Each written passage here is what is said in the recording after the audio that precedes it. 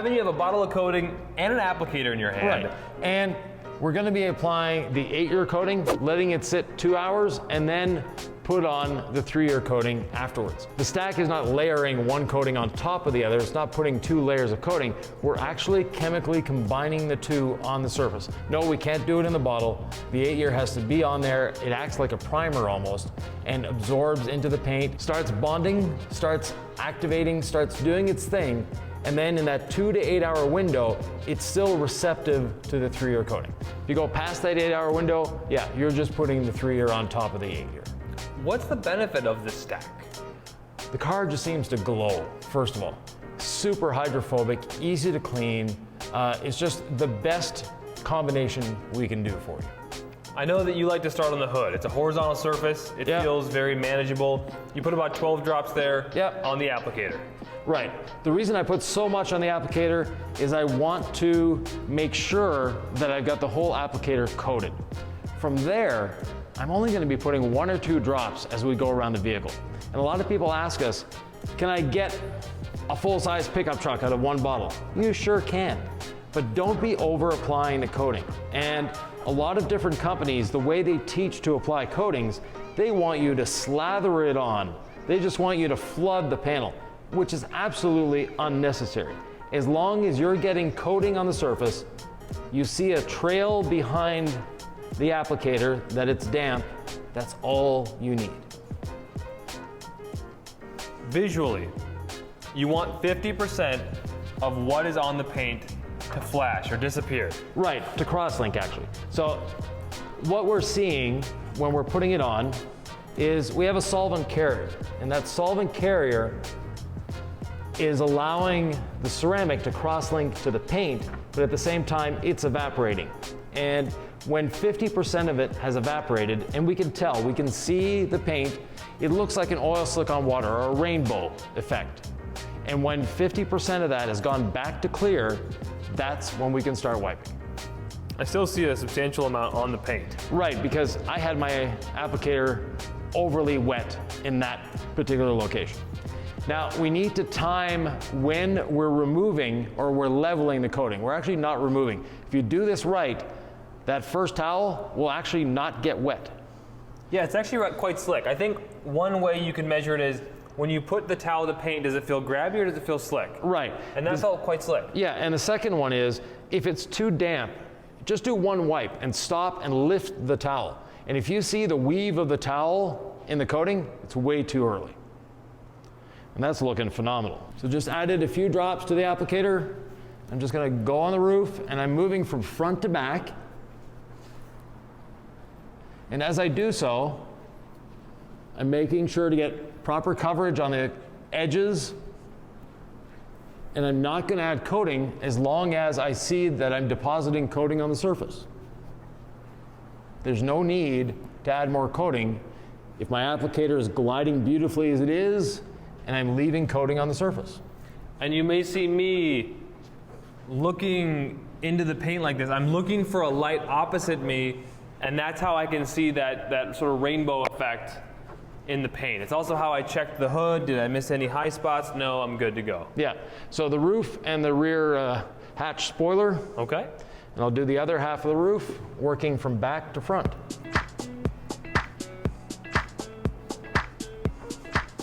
And you know, there are disadvantages to putting too much coating on.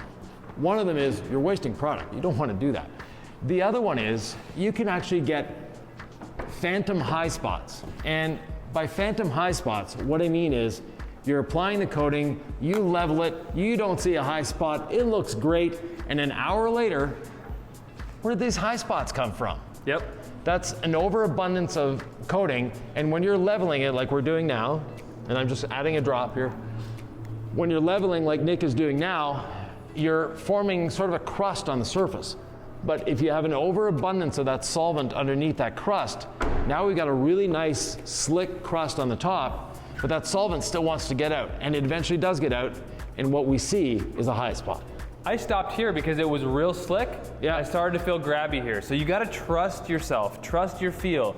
If your initial level towel gets grabby on the paint, it's too soon. Right, and the reason Nick is opening the doors, it allows him to reach further onto the roof without rubbing up against the paint of the car. It's a nice trick. Now Nick, while you're finishing the roof, I'm gonna do the front fender. Okay. And when you're working as a team, you always want to announce what you're doing. That way the person knows where they need to go. They've got not only a visual cue, but an auditory cue of what they need to do next. And I'm purposely overlapping onto the door. I purposely overlapped onto the hood. And when Nick is leveling, he'll be purposely overlapping onto those as well. Then after that, Nick, the A-pillar and the door surrounds all the way to the back. Okay.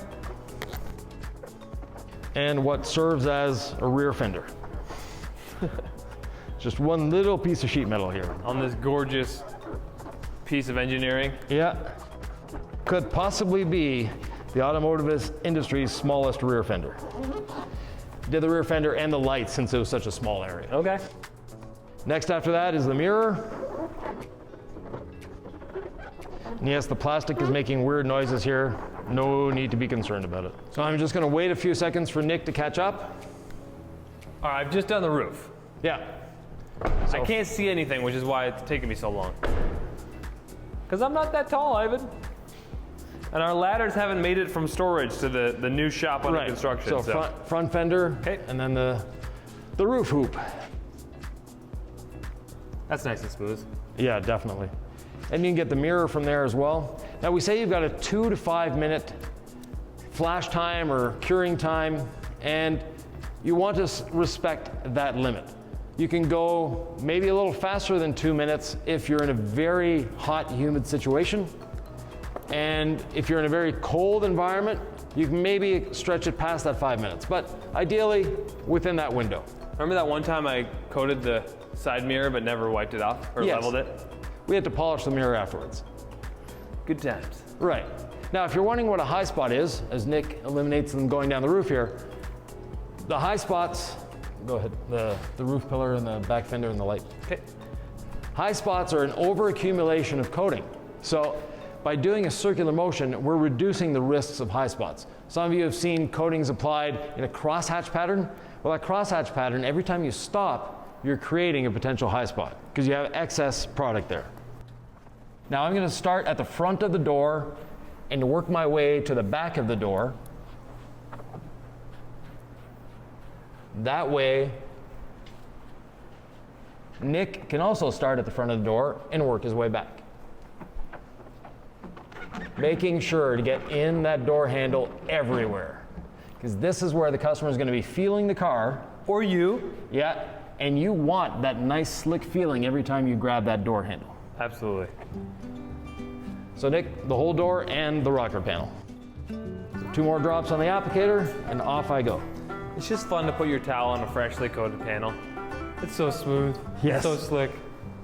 You know, the hood, having been leveled earlier, is slicker to the touch than this fender. Definitely. Ooh.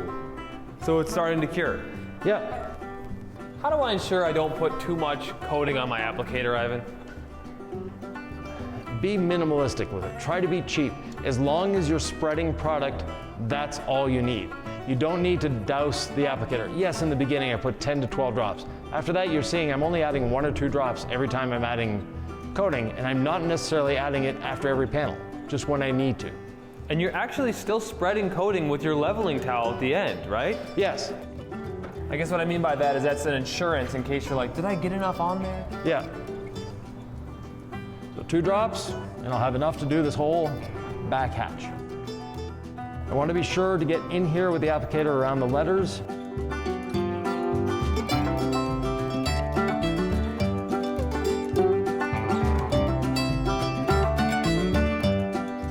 Around the Chevrolet symbol.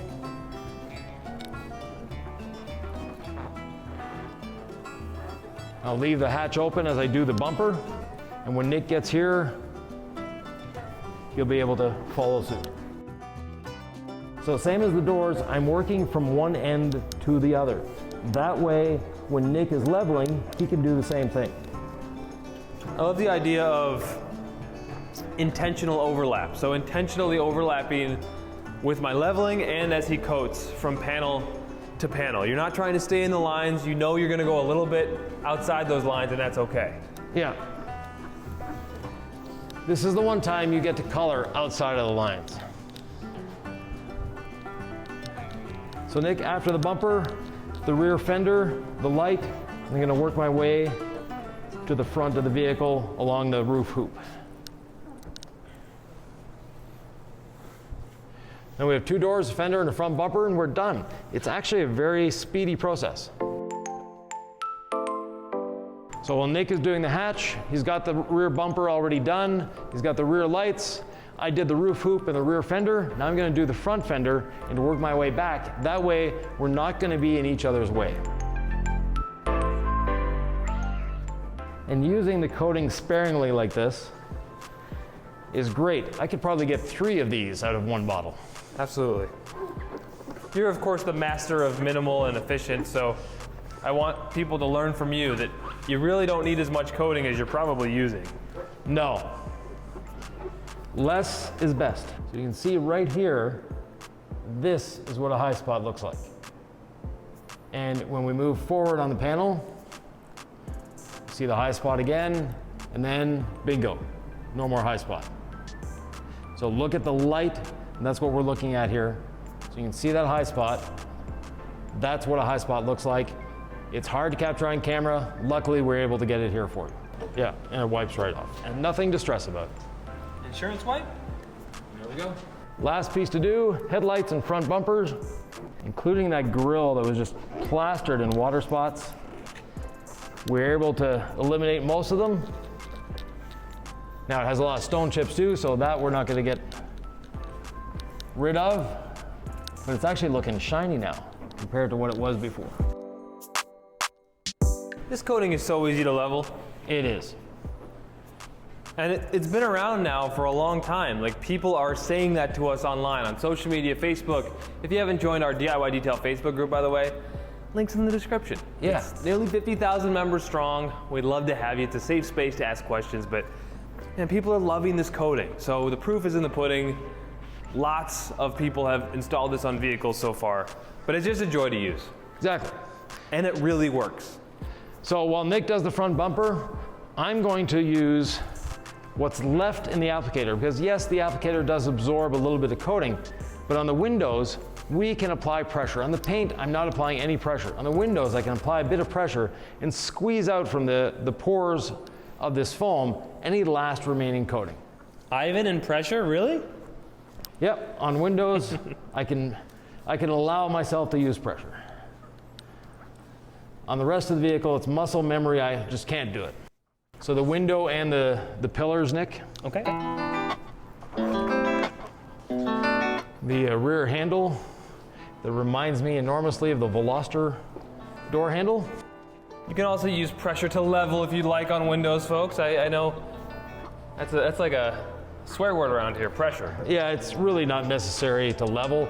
The only reason I'm using pressure is I'm basically getting the most out of the coating that I can. I'm not applying any more to the applicator, but I have enough in the applicator to go around and make sure that the windows are nicely coated. Still wild to me, that was your highest ticket item ever at your shop. Yeah, a fully protected Chevy Spark. Goes to show you that, you know, exotics aren't everything.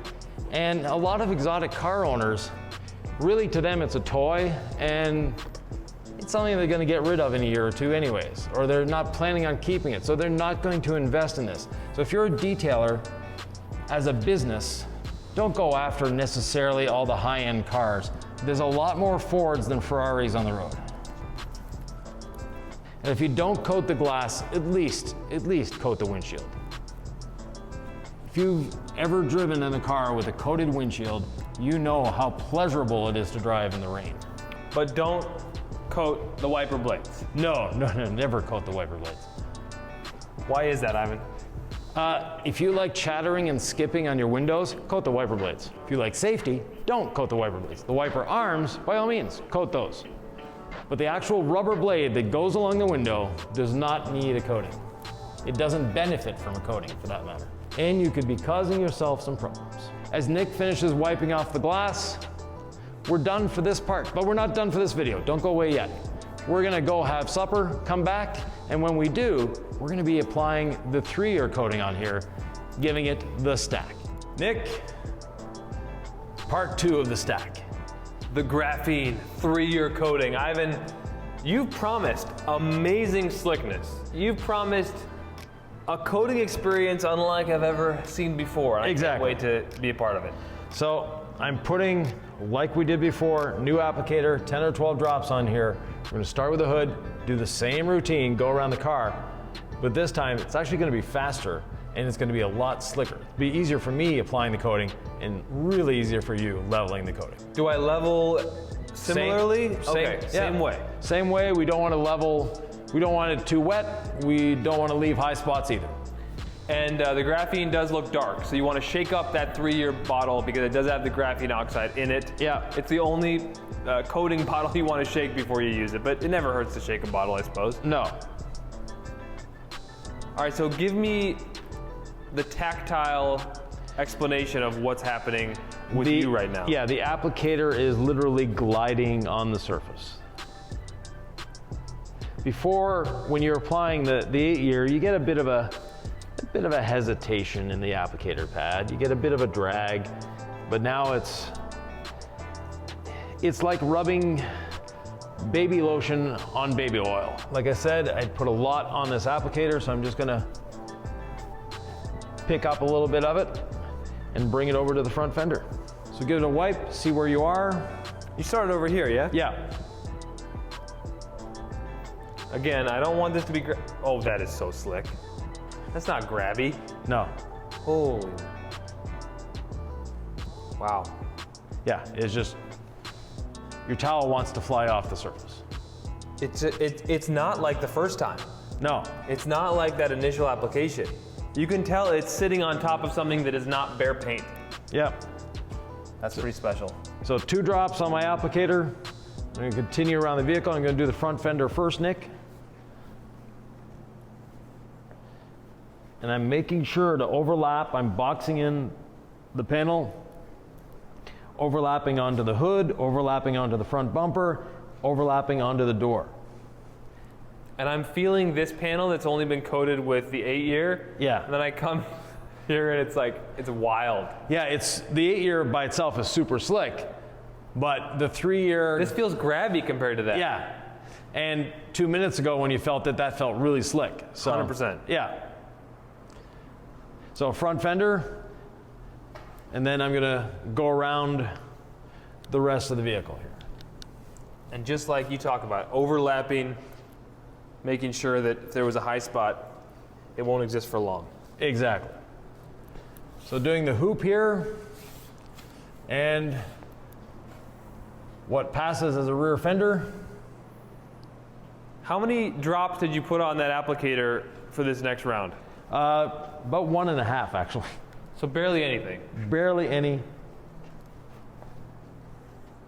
So as Nick works his way back, I'm gonna start at the front of the door. Actually, I'm gonna start with the mirror and then work my way from the front of the door to the back of the door. Who would benefit from the stack versus just one layer of coating? I think the stack is best reserved for the enthusiast. The person who loves having the shiniest car on the street, the shiniest car in the parking lot, the person that doesn't like washing their car because it stays cleaner longer, the person that just wants and deserves the best. It's not going to make it last longer than 8 years, right? People ask that question. Does the stack extend it to 11 years? Yes and no. So technically, all our coatings are lifetime coatings. It's the characteristics of the coating that give it that timeline. And the only way to remove our coatings is through abrasion. So as long as you don't abrade the surface, you're not going to remove the coating. So the mirror, then from the front of the door to the back of the door. Now, when the owner of this car gets into the car, they're going to have to be careful because that door handle is going to slide out of their hands. Yeah, right? I'm just going to start at the front of the roof here and work my way back. So while you're doing the door, I won't be in your way, and it will be done. And it takes about a week to fully cure. In that week, we don't want you to wash the vehicle. resist the urge, resist the temptation. And now I just put 2 drops on this applicator. I'm doing the whole roof here. So. But they can drive into the elements 1 hour after applying the coating, yeah, correct? definitely. So Nick, the roof and then the rear duckbill spoiler. Some people may ask, well, what's the difference between applying it in the window you tell me and then applying the 8-year today and then wait a week and apply the 3-year? Right. When you do that, you end up with a 3-year coating. Because that is the one that's left on the surface, is the 3-year coating. What we're doing now is we're actually combining the 8-year and the 3-year together. Did I do the back door? You did not. No? Okay. Did you? No, I didn't. You're not laying down much at all, are you? No. So as Nick is doing the roof on the other side, I will do this door. And then this whole side is done, the roof is done, the hood is done. This hasn't taken 10 minutes yet. You see me smiling? Yeah. This is fun. The shiniest Chevy Spark known to man. known to man. I have to keep looking at it because up until today I didn't know much about these. So I'll let you wipe that off, Nick. And then I'll let you coat the back end and the other side, just so you get an appreciation for how easy it is. Ooh, excellent. And I just like wiping a paint that's been stacked. Yeah, but if you're a pro, I mean, 1 layer coating is so profitable. Yeah. And it will have that durability. You don't need 2 layers. No.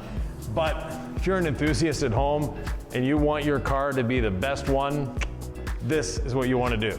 And if you're a business owner and you want to offer a next level to your customers, you want to offer them the best you can offer your customers, by all means, offer them the stack. So I'm doing the Rear window. rear window. Yeah. And then the hatch and the rear bumper. It's so easy to apply this right now too. Yeah. Because you're applying over a coated surface and the 2 are combining, they're mixing together.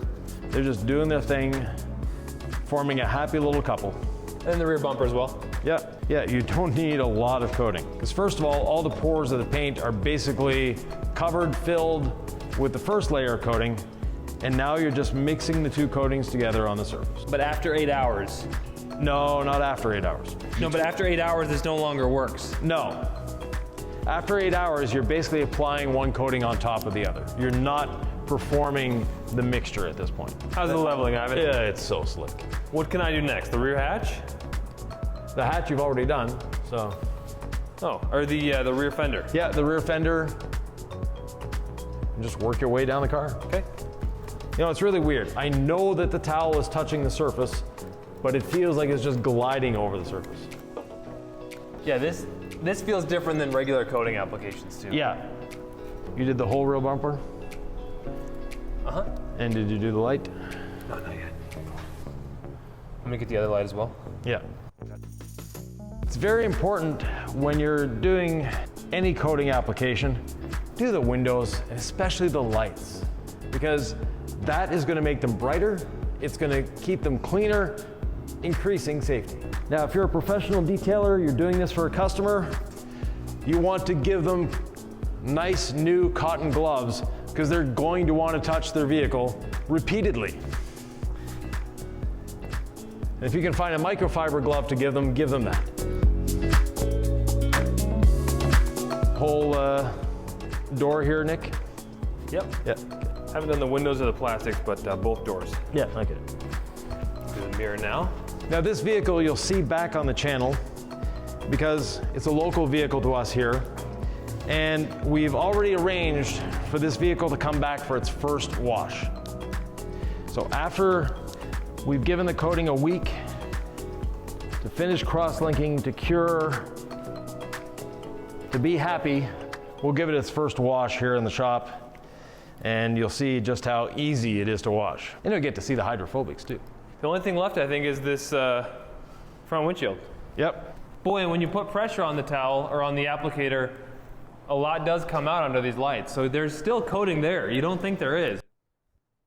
You know, the other benefit of using very little coating, basically, we're not using very little coating, we're using just the amount of coating you need on the surface, is it makes it a lot easier to level.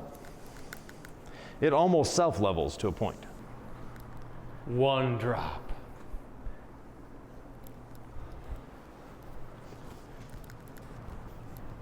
Yeah, even 1 drop was unnecessary. I had plenty on there. I just needed to Bad habit. do it to realize it. You guys, the stack is immensely pleasurable. Is it necessary?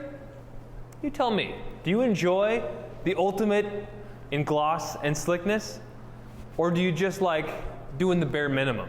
Are you a overachiever or a good enougher?